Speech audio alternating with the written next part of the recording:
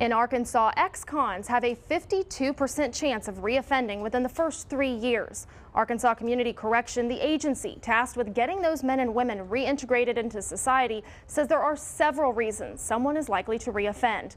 We're referring to it as the wheel of recidivism.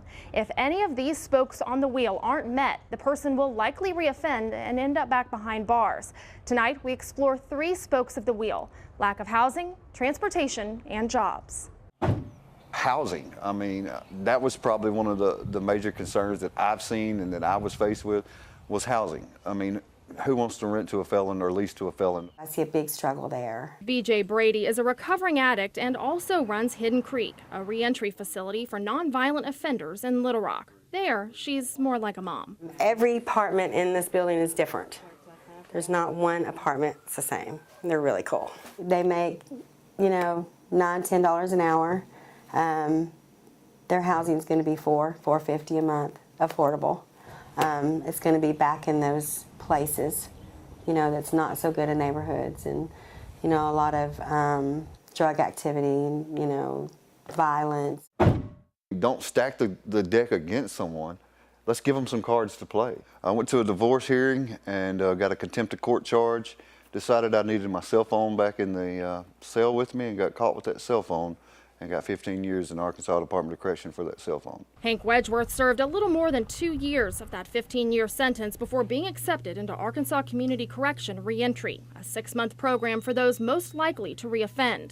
He graduated from the program in October, but quickly learned his fight to get right had only just begun. When you put down you're a felon, you're automatically moved to the bottom of a list on something. When it comes to the wheel of recidivism, housing makes up a pretty big chunk. Landlords may not be willing to lease to ex-cons, but the streets are always leasing. The streets are always hiring. You better have your gloves on and get ready to go to war when you walk out. It's been a lot of jobs that I've been turned down because I put that down on my application. Timothy Jones has been in and out of prison, in total serving about 2 years. Commercial burglary, robbery, residential burglary, theft of property, and a firearm. After he got out the first time, he had a hard time getting a job. That just leads you right on back into the streets. The streets are always calling. Always calling. He's about to graduate from the reentry program, something he didn't have before, and is hoping this time his outcome is different. Unless you got some kind of trade. I don't have any trade. So, when I get out there, hopefully I will find somebody that'll put their trust in me, to work, because I am a hard worker. If you don't have somewhere to go and you don't want to go back to the same things, what do? Without a job, child support, fees owed to the courts can't be paid, which lands a lot of people right back behind bars. Wedgeworth is a licensed plumber, so he didn't have as hard of a time getting a job, but it did take someone going out on a limb for him. They took a chance on me, and they gave me the opportunity to prove myself, and that's hard. I mean, a lot of people don't get that. And what about if you can't get to that job, if you don't have transportation?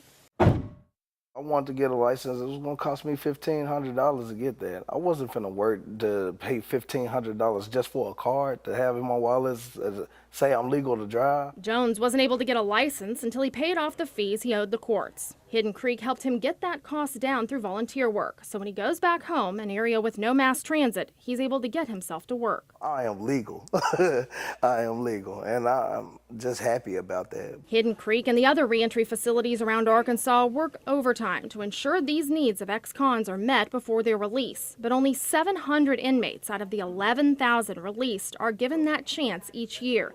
The others are expected to make it with little guidance. Are you still loyal to the game? Yes, I'm loyal. I'm loyal to the son, being a better son, being a better father, being a better man game. Unless each one of the spokes on this wheel are addressed, the offenders are highly likely to end up right back where they started. But Arkansas Community Correction can only help so many people each year with the funding they currently have.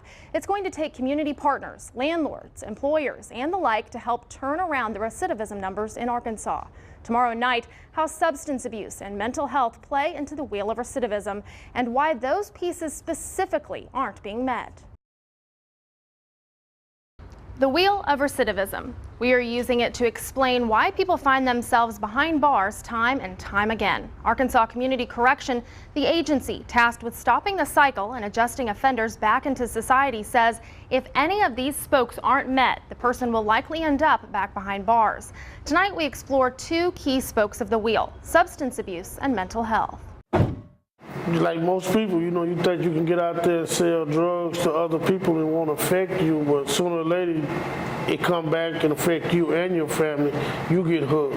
49-year-old James Manning has been imprisoned 3 times, serving nearly 1/3 of his life behind bars. Selling drugs and using drugs, I messed up and came incarcerated. Substance abuse programs are offered inside Arkansas's prisons. Manning says he utilized them because he wanted to make a change, but alleges up to 75% of inmates continue to use while in prison. Using it in the penitentiary, take their mind off being locked up. You won't think about your family.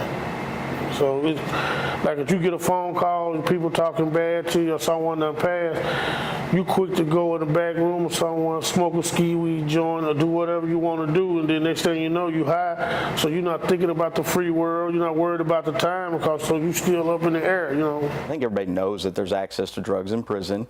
The other part is it's not a therapeutic environment. So if I'm in prison and I'm an inmate and I'm sitting in front of somebody and I'm chained or I'm shackled and I'm wearing a suit and I'm eating food that I don't necessarily care for and I have most of my freedoms taken away, and you want me to talk to you about something that's traumatic that's happened in my life and the whole reason that I may be using, it's not going to happen. Casey Bride is CEO of Quapaw House, a rehabilitation facility contracted by the state to provide substance and mental health help to those in Arkansas's reentry programs. If it's not addressed and they aren't able to find relief in recovery, then they're going to have a much higher rate of recidivism. Substance abuse is a big part of recidivism. Nicole Smart prepares inmates for reentry from inside the walls of prison. Substance abuse help is offered to all ADC inmates, but if they want it, inmates can get added help under Think Legacy, a volunteer reentry program offered by ADC for those nearing release. In the curriculum, we put together a 16-week, 12-step curriculum. It's similar to what AA&A uses. It's evidence-based, and basically we focus on the triggers and what makes them abuse, and then what they can do so they don't go back and use again. No matter how good you are of a therapist or a psychiatrist or psychologist, you're not going to open up. You may open up to a certain extent, but the issue's not going to be addressed while it's in there. And so that's the biggest problem, is that sometimes they may be spending 10, 15, 20 years in prison for that reason, but that issue still isn't getting addressed. Exactly. It's rarely a simple fix.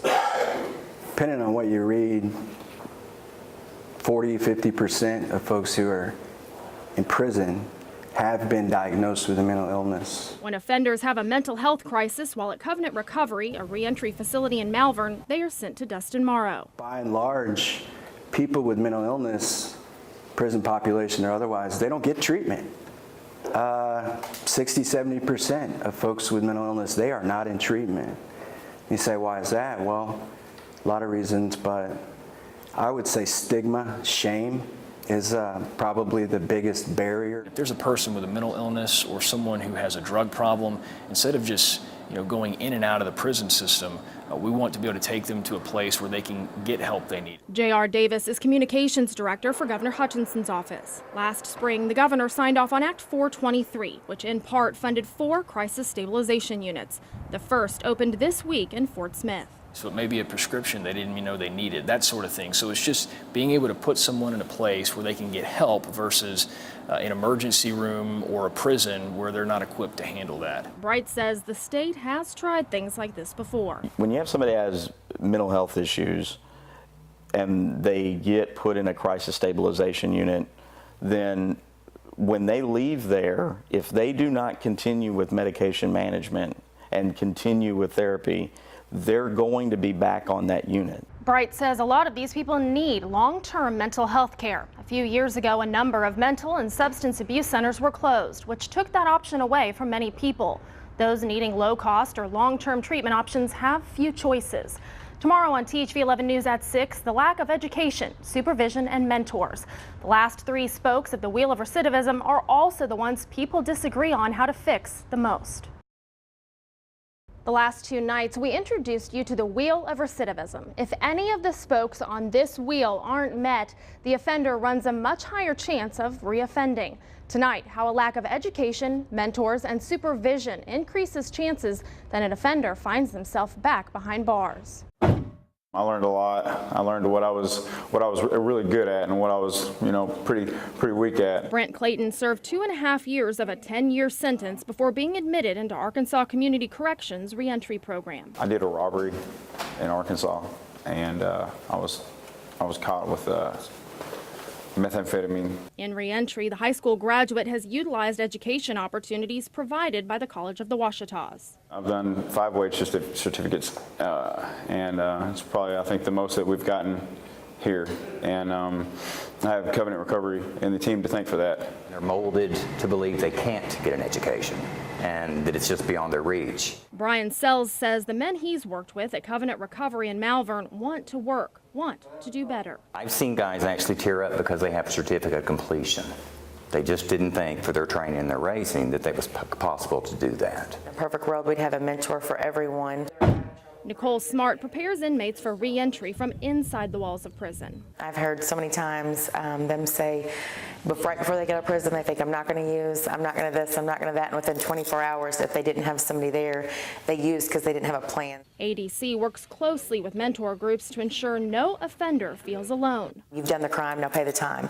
But at what point does that stop? The Arkansas Department of Corrections says 8 out of every 10 inmates are going to walk out that door and back into society. We as a community can either buy in and treat these folks as neighbors or can expect them to go back to their life of crime, doing whatever it takes to take care of their family. They think the public looks at them as felons, not as people. Dale Sharp is a volunteer mentor for ex-cons. If we can show them just a little bit of love and a little bit of support and a little bit of care and understanding and help them move forward a little bit, I think it's key, and especially in the first 2 weeks. He retired early and became a mentor after facing addiction issues himself.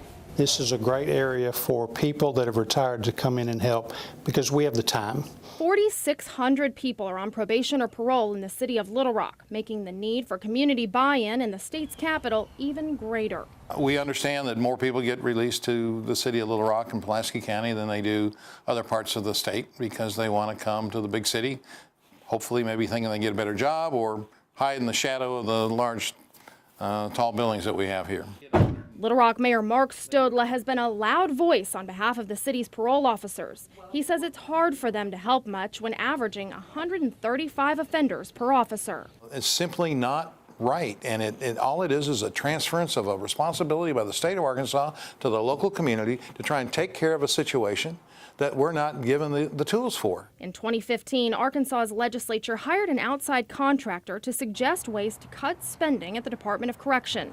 The #1 recommendation was for the state to add 100 parole officers, reducing the caseload. Having a parole officer that checks on someone who's re-entering society is good for public safety and it's good for the person. It gives them the best chance for success. State Senator Will Bond pressed hard for those positions to be funded. The executive recommendation was for 0. The governor's office says they didn't agree with the recommendation because ACC can't currently fill the open positions it already has. We provided resources, we've had conversations, so I think that any notion that the governor's office hasn't been involved, not just with Pulaski County, but other counties, is probably not a correct assessment to make. Across the board, the ex-cons I've spoken with say they wouldn't be where they are today without ACC's guidance. I'm just excited. I just can't wait to see what's next, People want to see me fail, but I know I got good intentions, and I know I'm going to do better. She blessed me with a chance, and when I came down that hill, I couldn't tell her, I still can't tell her I thank her enough. They showed me that it's okay to be me, you know what I'm saying? I ain't got to go back to my old ways or look over my back no more. In order to keep these folks on the straight and narrow, there's going to have to be community buy-in, from employers to landlords to mentors and more. It takes all of us. If you are interested in helping, head over to THV11.com and click on this story.